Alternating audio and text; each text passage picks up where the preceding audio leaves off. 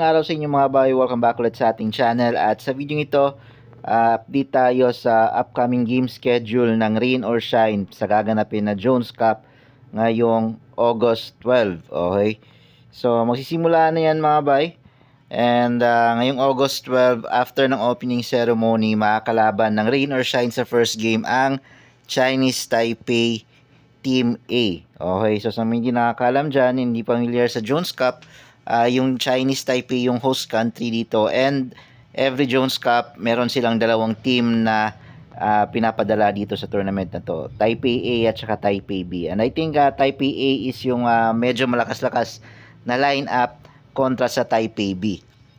So 7:30 PM yan mga bay dito sa Pilipinas, August 12. Chinese Taipei Team A yung mga kalaban nila. Okay? Next game naman nila mga bay, August 13, Sunday. Makakalaban naman ng Rain or Shine ang Chinese Taipei Team B. Alas 5 ng hapon yan. Okay, August 13. Next game mga bay is August 14. Yan. First game ang Rain or Shine mga bay kontra sa UAE. Alauna yan ng hapon, Lunes. Okay. And then, meron nga palang a total of 9 teams dito yung mga maglalarong teams sa Jones Cup. And sunod-sunod yung laro dito, isa lang yung pahinga ng bawat team. So, after na August 14, August 15 Tuesday, may schedule ang Rain or Shine kontra sa Qatar National Team naman. 3 PM yan. Okay. And then, August 16, Wednesday, 3 PM pa rin makakalaban ng Rain or Shine ang Iran National Team B. Hindi ko lang alam kung ito ba yung lineup ng Iran nung naglaro sila sa China Pocket Tournament, pero mukhang ito siguro yung gagamitin nila. So 3 PM yan, August 16, Wednesday. August 17 mga bay, Rain or Shine versus Anyang KGC, 5 PM. Ito magandang laban to. Makakalaban ng Rain or Shine yung KBL champion team ni Renz Abando na Anyang KGC. 5 PM yan.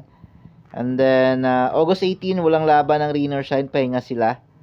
Balik sila sa August 19, Saturday, 3 PM. Mga kalaban nila ang Japan. Itong Japan national team mga bay, under 22 Japan national team yung pinadala nila dito. Okay, hindi ito yung national team ng Japan na maglalaro sa World Cup. Okay, so August 19 yan. And then, August 20 mga bay, 3 PM, mga kalaban nila ang USA University of California yata yung mga kalaban nila nito, kung di ako nakakamali. And after nyan, awarding ceremony. So, single round robin lang to mga bay.